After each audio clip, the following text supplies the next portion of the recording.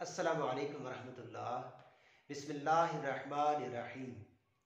اللہم صلی علی سیدنا محمد وعلی آل سیدنا محمد مبارک وسلم۔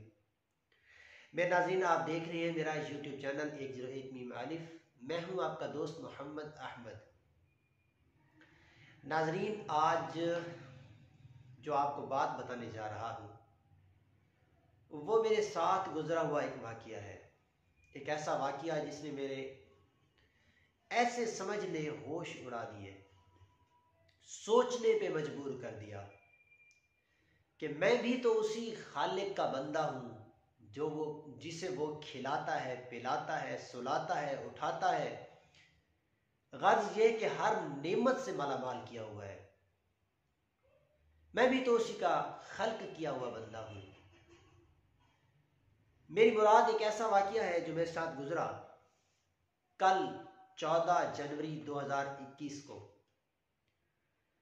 ایسا ہوا کہ شدید ٹھنڈ تھی، جیسا کہ آپ جانتے ہیں۔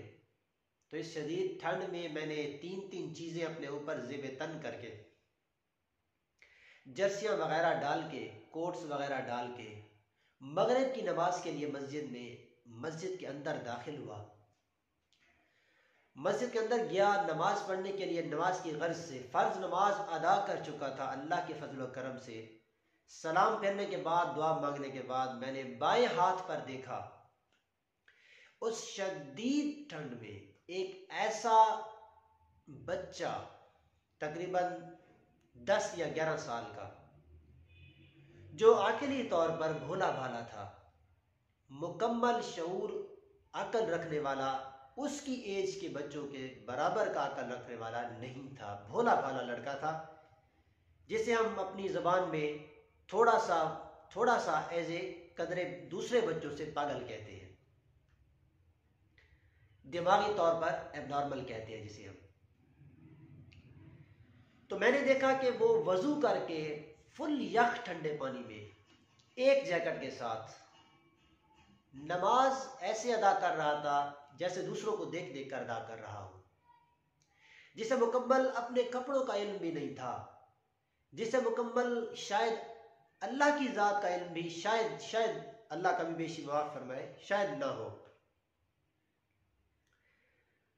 تو میں دیکھ کر یہ سوچنے پہ مجبور ہو گیا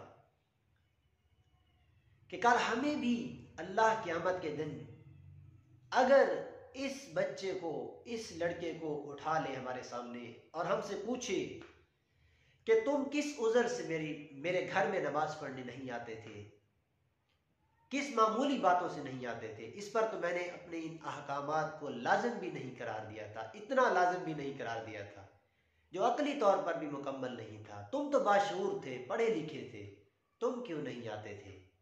معمولی سے سر درد کے لیے، معمولی سی ٹھنڈ اور وضو کے لیے، معمولی سی باتوں کے لیے اسلام کے اتنے بڑے بڑے احکامات کو چھوٹا سمجھنے لگ گئے تھے۔ کیا تمہیں یہ نہیں دکھائی دیا تھا؟ کیا تمہیں اس کا نظر آنا آپ کے سامنے نہیں آیا تھا؟ جو اتنی ٹھنڈ میں وضو کر کے نماز پڑھنے آیا ہوا تھا، کیا ہم نہیں جا سکتے تھے؟ تو ہمارا اس وقت کیا حال ہوگا؟ میرے پیارے پیارے ناظرین، میں اکثر یہ کہتا رہتا ہوں کہ حضرت آدم علیہ السلام سے لے کر قیامت تک آنے والے شخص، قیامت تک آنے والے لوگوں کو اللہ زندہ کر دے، سب کو ایک جگہ اکٹھا کر دے، پوری کائنات، اس کی ہر مخلوق، کم و بیش 18,000 مخلوق، سب کو ایک ساتھ انسانی شکل میں پیدا کر دے، پوری کائنات کی ہر شے، چاند، سورج، ستارے، کہکشائیں، بلیک ہولز، آسمان، عرش، اللہ کے لامحدود فرشتے، جنت، جہنم، سب کچھ کو اللہ زبان دے دے، معصوم زبانیں دے دے، گناہوں سے پاک زبانیں دے دے، سب کو اللہ ایک بات کہے کہ میری تعریف بیان کرنا شروع کر دو، میرا شکر بیان کرنا شروع کر دو، میری تعریف بیان کرنا شروع کر دو۔ تو اللہ کی قسم کھا کر کہتا ہوں، اللہ کی قسم کھا کر کہتا ہوں، اللہ کی قسم کھا کر کہتا ہوں، زندگیاں ختم ہو جائیں گی، سب کچھ ختم ہو جائے گی، لیکن اللہ کی تعریف اور اللہ کا شکر ختم نہیں ہوگا۔ میں ناظرین، جب بھی آپ یہ سوچا کریں کہ یار ٹھنڈ ہے یا کام ہے یا تکلیف ہے یا مصروفیات ہے، تو یہ اس پر بھی غور کر لیا کریں کہ جب اللہ نے قیامت کے دن سوال اٹھا لیا، کسی ایسے بندے مفلوج کو یا بچے کو یا بھولے بھالے کو یا پاگل کو یا ایب نارمل جیسے بچوں کو یا کوئی ایسی صورتحال کو دکھا دیا آپ کے سامنے کہ یہ تو میری عبادات کیا کرتا تھا، تم کیوں نہیں کرتے تھے، تو تمہارا کیا حال ہوگا، ہمارا کیا حال ہوگا، میرا کیا حال ہوگا۔ دیکھیں، ایسے لوگ جب اللہ کی فرما برداری پہ اتر آتے ہیں، بھولے بھالے لوگ، محتاج لوگ، ضرورت مند لوگ، مفلوج لوگ، تو وہ ایسے سمجھ لیں کہ آپ کے لیے وہ خطرہ جان بن جاتے ہیں۔ جان لیں کہ اللہ کی ذات کسی کی محتاج نہیں ہے۔ حضرت موسیٰ علیہ السلام نے فرمایا کہ یا اللہ، پوری کائنات کی ہر ایک شے، ہر ایک مخلوق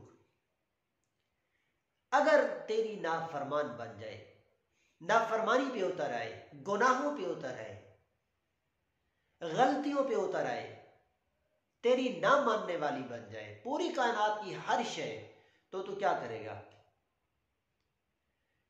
اللہ کبھی بیشی معاف فرمائے، اللہ نے فرمایا کہ میرے پاس ایک جانور ہے، وہ اتنا بڑا ہے کہ اس پوری کائنات کا ایک نوالا کر دے گا، کھا جائے گا اس کو۔ تو موسیٰ علیہ السلام بہت زیادہ حیران ہو گئے، تو انہوں نے کہا کہ یا اللہ، وہ جانور کہاں ہے، کدھر ہے؟ تو اللہ نے فرمایا کہ وہ میری چراگاہوں میں چر رہے ہیں۔ اللہ نے فرمایا کہ وہ میری چراگاہوں میں چر رہے ہیں۔ تو موسیٰ علیہ السلام اور زیادہ حیران ہوئے اور فرمایا کہ یا اللہ، وہ تیری چراگاہیں کہاں ہیں؟ اللہ نے فرمایا کہ وہ میرے رازوں میں ایک راز ہے۔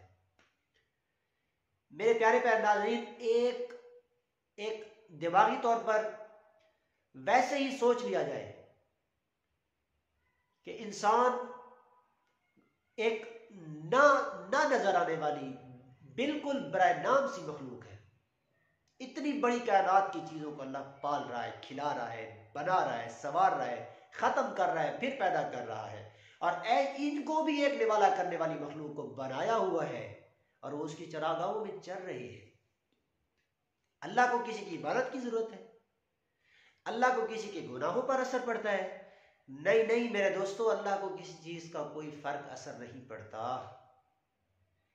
اللہ ان چیزوں سے بے نیاز ہے۔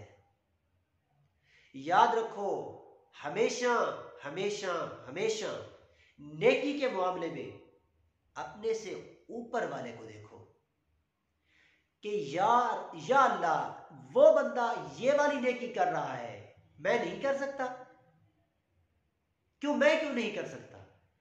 اور دنیاوی معاملات میں اپنے سے نیچے والے کو دیکھو کہ یا اللہ، اگر میرے پاس تو نے بائک دیا ہے، کار دی ہے، اللہ کے شکر اور کرم کے ساتھ، تو مجھ سے نیچے والے بھی لوگ ہوں گے جن کے پاس یہ دونوں چیزیں نہیں ہوں گی، سائیکل ہوگی یا وہ پیدل چلتے ہوں گے۔ یا اللہ، تیرا شکر ہے۔ ہر معاملات میں اللہ کا شکر اور اللہ کی تعریف بیان کرتے رہے۔ انشاءاللہ میں بھی کروں گا، آپ بھی کیجئے گا۔ وما علینا الا البلاغ